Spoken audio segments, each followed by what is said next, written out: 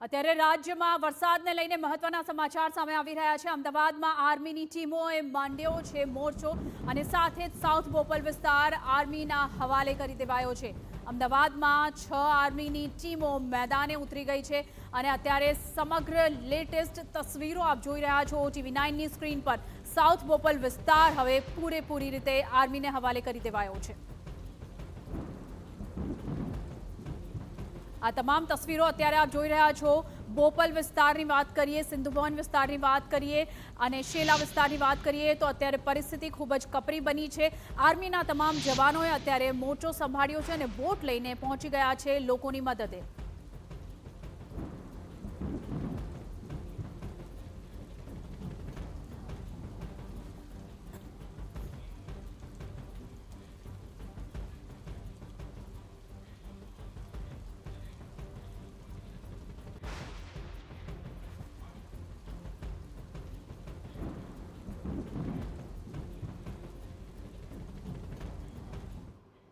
કપરી પરિસ્થિતિને જોતા સરકાર તરફથી તંત્ર તરફથી નિર્ણય લેવાયો છે આર્મીને મેદાને ઉતારવાનો નિર્ણય, જેની તસવીરો પણ આપણે જોઈ રહ્યા છીએ અને ગ્રાઉન્ડ ઝીરો પર અમારા સંવાદદાતા નરેન્દ્ર પણ અત્યારે ત્યાં જ હાજર છે। નરેન્દ્ર અને કિંજલ બંને જ આપણી સાથે જોડાઈ ગયા છે। કિંજલ, સૌપ્રથમ તો એ જણાવો, જે સરકાર તરફથી આર્મીને ઉતારવાનો નિર્ણય લેવાયો છે, અત્યારે કઈ રીતની પ્લાનિંગ કરવામાં આવી છે અને કેટલી ટીમો અને કયા કયા વિસ્તારમાં ગોઠવવામાં આવી છે તમામ ટીમો?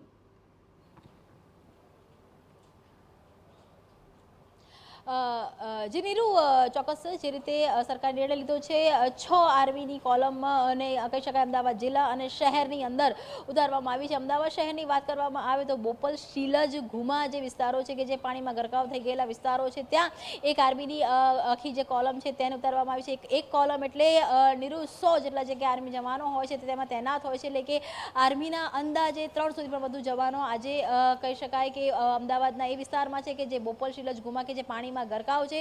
બીજી જો ટીમની વાત કરવામાં આવે તો બીજી ટીમે અમદાવાદ જિલ્લા માટે કરવામાં આવી છે, ખાસ કરીને જે ધોળકા, ધંધુકા, બાવળા જે પટ્ટો છે કે જે તેમાંથી મોટાભાગે જે ધોળકાનો જે આખો બેલ્ટ છે કે જે અત્યારે સંપર્ક વિહોણો થઈ ચૂક્યો છે, કોઈ પણ પ્રકારનું ત્યાં વાહન વ્યવહાર ચાલી રહ્યો નથી, ત્યાં ઇલેક્ટ્રિસિટી છે તે ઠપ થઈ ચૂકી છે, ત્યાંથી રેસ્ક્યુ કરવા માટે ત્યાંની કામગીરી માટે પણ આ જે ટીમો છે તેને તૈનાત કરવામાં આવી છે। એટલે કે અમદાવાદની જે પરિસ્થિતિ છે કે જે માત્ર 5 ઇંચ વરસાદમાં વગડી ગઈ છે તેને લઈને આર્મીના જે કહી શકાય કોલમો છે તેને તૈનાત કરવામાં આવી છે। તેની સાથે જ એનડીઆરએફની જે 2 એરલિફ્ટ કરીને ઓરિસ્સાથી જે ટીમો લાવવામાં આવી હતી એ પણ 2 એનડીઆરએફની જે ટીમો છે તેને પણ બોપલવાડા જે વિસ્તાર છે ત્યાં તૈનાત કરવામાં આવી છે। એસડીઆરએફની ટીમ છે તેને પણ તૈનાત કરવામાં આવી છે, પરંતુ હવે અમદાવાદ જે રીતે પાણીથી ગરકાવ થઈ ગયો છે ત્યારે રેસ્ક્યુની અને બચાવની કામગીરી સીધી આર્મીના દેખરેખમાં થવા જઈ રહી છે। જી બિલકુલ કિંજલ, તમારી સાથે વાત કરીએ પણ અત્યારે પહેલા નરેન્દ્ર જે ગ્રાઉન્ડ ઝીરો પર હાજર છે તેમનાથી સવાલ કરીએ અને કેવી પરિસ્થિતિ છે અત્યારે નરેન્દ્ર ત્યાં? આ તમામ લેટેસ્ટ તસવીરો આપણે જોઈ રહ્યા છીએ,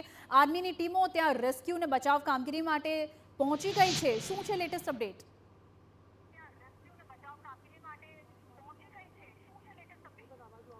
જી, બિલિયનર સ્ટ્રીટ અમદાવાદના સૌથી મોંઘા કહી શકાય એ પ્રકારનો વિસ્તાર છે કે જ્યાં સ્ક્વેર ફીટ દીઠ સૌથી વધારે ભાવ સમગ્ર અમદાવાદમાં જોવા મળતા હોય છે અને ત્યાં ગતકાલથી જ્યારે પાણી ભરાયું હતું ત્યારથી જ અનેક પ્રકારના પ્રશ્નો ઉદ્ભવતા જોવા મળ્યા હતા અને ત્યારબાદ જે 6 ટીમો આર્મીની મોકલવામાં આવી છે એ પૈકી જે સૌપ્રથમ ટીમ છે અત્યારે હાલ આ બિલિયનર સ્ટ્રીટમાં આવેલી આપને જોવા મળી રહી છે। આપ જોઈ રહ્યા છો કે કેવી રીતના જે સેન્ટોસા પાર્ક અહીંયા આવેલું છે ત્યાંથી કેટલાક લોકોને અત્યારે હાલ રેસ્ક્યુ પણ કરવામાં આવ્યા છે। આ સિવાય જે વિગતો પ્રાપ્ત થઈ રહી છે એ મુજબ થોડી વારમાં અહીંયા મુખ્યમંત્રી શ્રી પણ પહોંચી રહ્યા છે।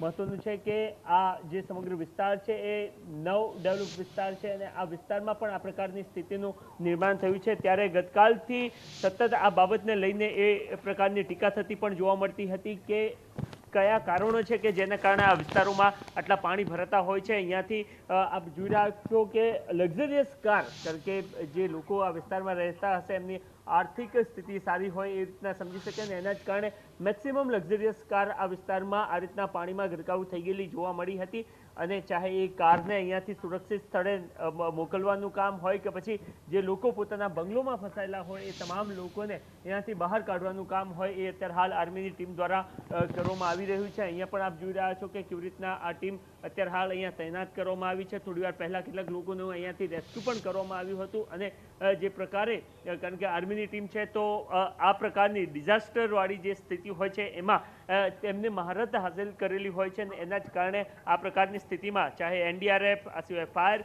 અને જે આર્મીની ટીમ છે એ પણ અત્યારે હાલ અહીંયા લાગેલી ગયેલી જોવા મળી રહી છે.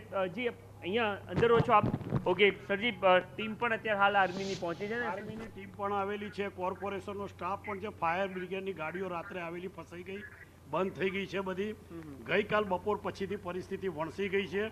કોર્પોરેશનમાં મેં 2-3 વર્ષ પહેલાં પણ કહ્યું, પણ સહયોગ કોર્પોરેશનનો મળતો નથી અને આ વખતે તો આખી સોસાયટી પાણીમાં ડૂબી ગઈ છે. 5-10 ફૂટ પાણી છે. સૌથી મોંઘો વિસ્તાર આ નામ જ બિલિયનર સ્ટ્રીટ આપવામાં આવ્યું આ એરિયાનો મોંઘામાં મોંઘી અને સારામાં સારી સોસાયટી કહેવાય છે આ. અને આ પરિસ્થિતિ ઊભી થઈ છે અને રેસ્ક્યુ કરીને મિલિટરી અને કોર્પોરેશનનો સ્ટાફ આવીને 51 જણને બહાર લઈ ગયો છે. ઓકે, તો 50 લોકોને બહાર કાઢવામાં આવે છે. આ સિવાય અત્યારે હાલ ફાયરની જે કાર અહીંયા બંધ થઈ ગઈ હતી એનું ફાયરની જે સ્પેશિયલ રેસ્ક્યુ ટીમ આવતી હોય છે એ પણ અત્યારે હાલ આપ જોઈ રહ્યા છો કે કેવી રીતના એને બહાર કાઢવાનો પ્રયત્ન જેસીબી દ્વારા કરવામાં આવી રહ્યો છે. આર્મીના જે નિષ્ણાતો છે એમની પણ મદદ લેવામાં આવી રહી છે. આ સિવાય આર્મીના જે કેટલાક સ્પેશિયલ ઇક્વિપમેન્ટ હોય છે એના થકી થોડીવાર પહેલાં જે આખું કેટલાક લોકો છે, 40 જેટલા લોકો, એમને પણ અહીંયાથી બહાર કાઢવામાં આવ્યા હતા. પરંતુ હવે વિગતો એ પ્રકારની સામે આવી રહી છે કે મુખ્યમંત્રી અત્યારે હાલ અહીંયા આ વિસ્તારમાં પહોંચી રહ્યા છે અને એને લઈને પણ તમામ પ્રકારની તૈયારીઓ કરી દેવામાં આવી છે.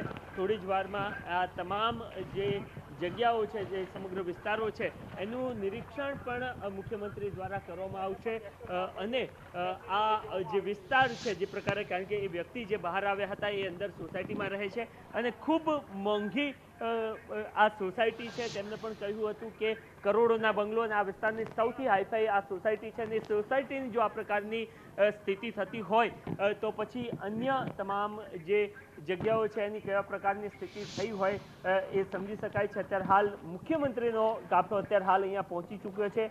ત્યાં પણ આપણે જઈશું અને મુખ્યમંત્રી અત્યારે હાલ નિરીક્ષણ કરવા માટે અત્યારે હાલ બિલિયનર સ્ટ્રીટ જે વિસ્તાર છે ત્યાં તેઓ પહોંચી ચૂક્યા છે.